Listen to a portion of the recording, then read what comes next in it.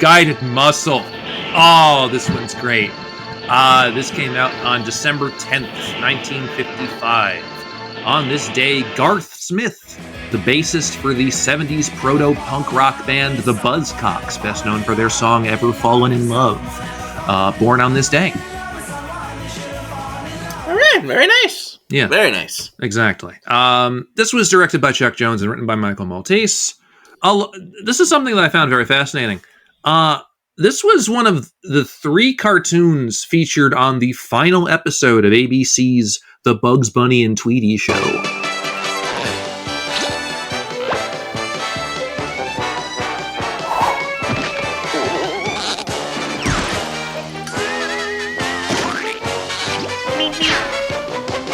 On September 2nd, 2000. So when they wrapped it up, they used Guided Muscle, they used the Greyhounded Hare, and they used Tugboat Granny. So this was the best of the 3 on that day. So I have always enjoyed the opening of this cartoon, because we go right into it, where it's, we go right into, we see the Roadrunner, we see the Coyote, and we have a proof of concept gag. But here we have an extended opening gag involving Wile Coyote.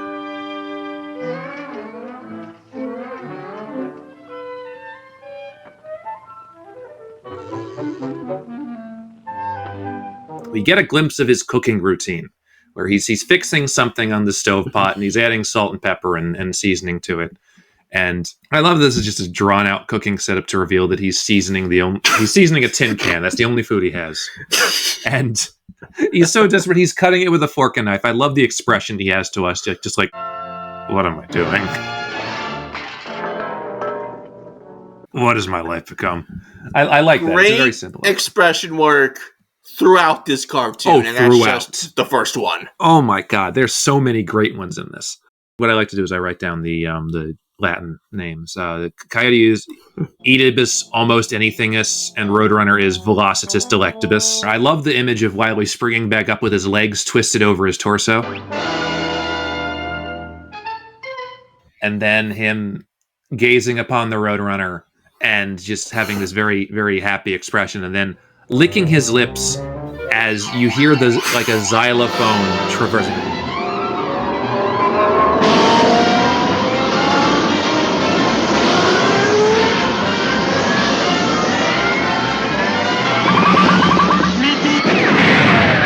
By the way, I'll get into why I think this later, but I would say the MVP of this cartoon is the xylophonist. The xylophonist has the single most important role in this cartoon. The arrowhead cactus gag is simple, but it just works, which is what I'm going to say about a lot of these, is that it's simple, but it just works.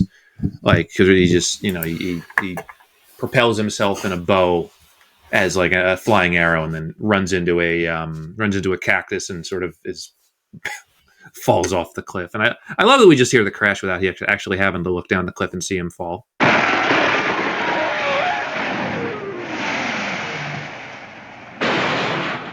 This slingshot gag, pretty classic.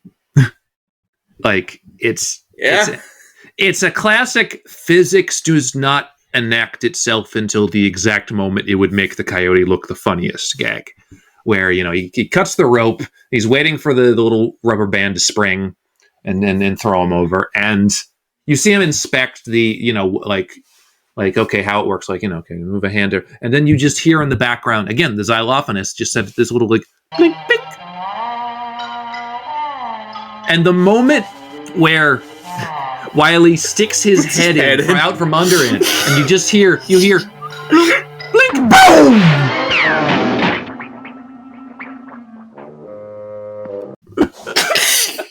That is, again, the xylophonist is the king here. Because that doesn't work as well unless you have the little, just the xylophone represents the curiosity of just like the dun, dun, dun, dun. So good. And from the makers of do do do do do do do do do do do do.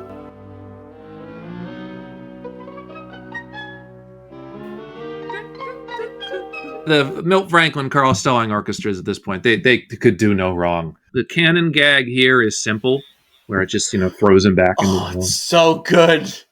Just the throwback's funny enough, but it's Wiley coming around the corner, look at the cannon, just.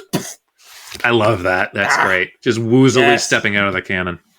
These next two are basically they're kind of conjoined in a way, where we have the swing weight tree gag, where he swings a weight and then it hits a tree and the tree hits him in the head. So just him looking at the tree as it comes down on him. And then the sequel where he rolls the weight and it rolls in a circle, and then bam, keeping the shot wide again. Oh, what I love about that one is the camera. Yeah. And it's like it rolls down, and then you see the full frame, and then the camera just slowly pans out to reveal it's going to round about and hit. Oh my god. Oh, it's so good. So good. So my favorite gag in this cartoon is this next one, the grease gag. Because you think it's going one place, because you think he's going to set up this grease thing, and of course, he's going to slip on it somehow. But I love that the gag doesn't end with Wiley getting hit by a truck. Because typically that's the end of the gag. You set something up and then you hit Wiley with a truck. But no, he slips trying to get away from the truck. And then the Roadrunner shows up, passes him. And then you have this wonderful sequence where Wiley tries to run as hard as he can on the grease, only to slip and fall. And what makes this so good is every time he falls, the orchestra gives a beautiful hit.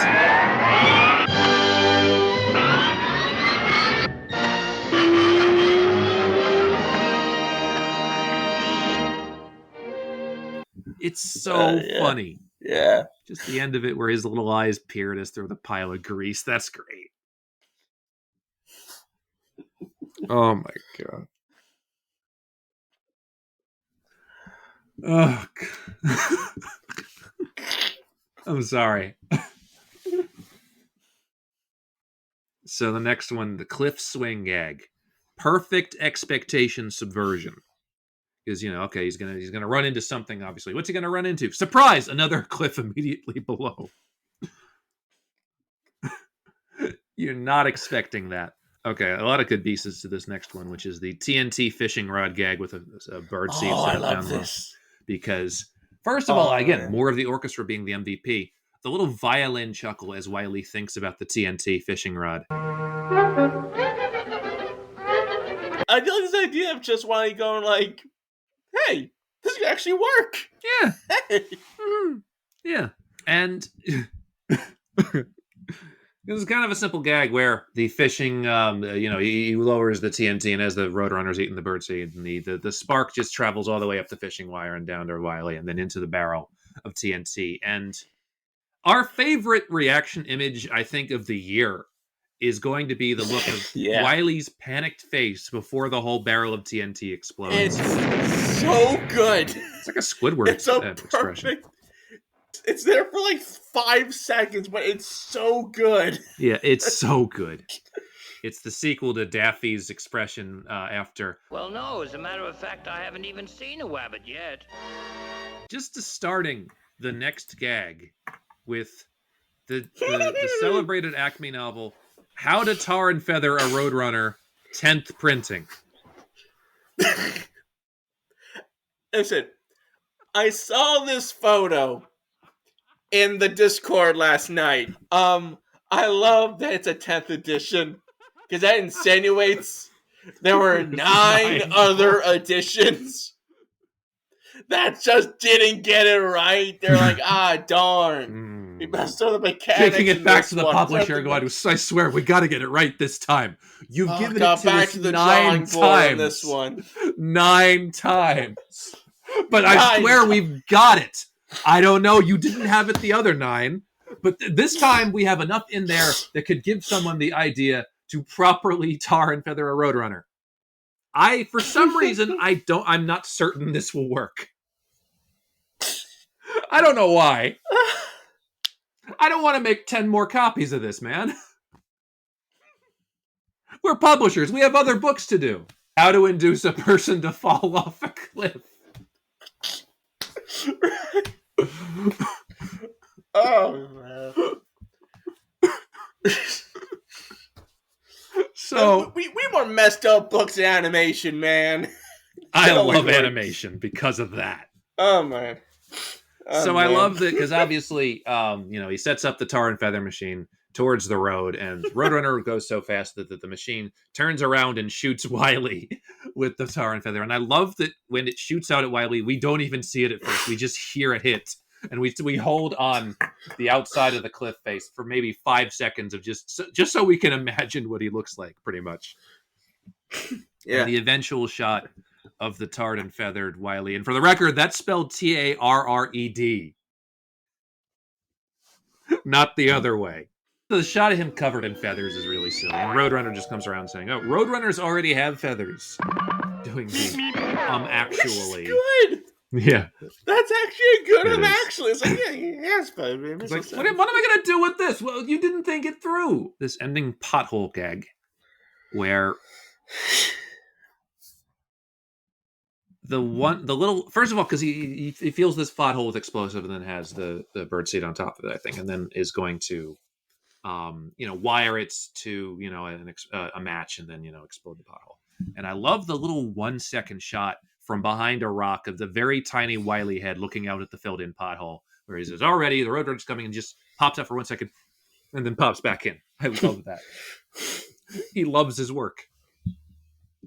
The gag in itself is pretty classic, pretty standard, where, it's his want to grab the Roadrunner completely outdoes his want to avoid the explosion, so he literally runs over the pothole the second it explodes.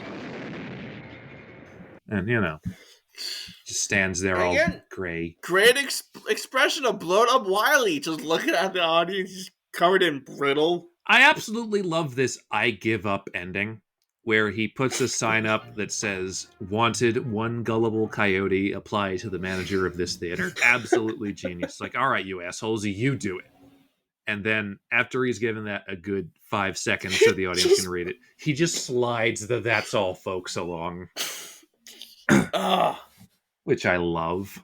That's why I love whenever Looney Tunes go meta. And two, I love how it's always like the Wile E. Coyote one. It's Roadrunner spelling out "that's all, folks" in the sand before it transitions over in that one cartoon. Yes, I love that Wile E. Coyote gives himself just meta contextualization, and it works. Because that's a rare cartoon where you can literally have a character going, "Okay, that's enough. Let's end the cartoon now. Thanks. I've been blown up enough times. Please cut to the credits." I have no notes. This is incredible all the way through. One of the best pictures of this specific era of Roadrunner Wile E. cartoons. Every gag works. Nothing needs to be over-explained. So much makes me laugh. You can see it's very much at the tip of the bluer era of Wile E. Coyote cartoons and right before the real Yellow Deserts. Like, this is the cusp of the original era of them, and it's some of them at their best, and just the best gag work, the best of all of this. I adore this one. Yeah, dude, like, I was watching this short last night, not even to take notes, just to watch it, because you were sending me the images from it. I'm like, I was having a ball. I gotta watch this. I gotta watch this, and I was laughing so giddily, man. It was just unbridled joy watching this cartoon, and it still is today, man. It's such a great representation of Wile E. Coyote, man. It's so good. It's great. So fucking watch good. It. It's a damn good cartoon. It's, oh my god. I give this a 5 out of 5 because why would I even insinuate there's anything wrong with this one? Yeah, same. Booyah. Same. I'm also giving this a 5 out of 5 animals. It's so much fun. Oh my god. So damn good. Beautiful.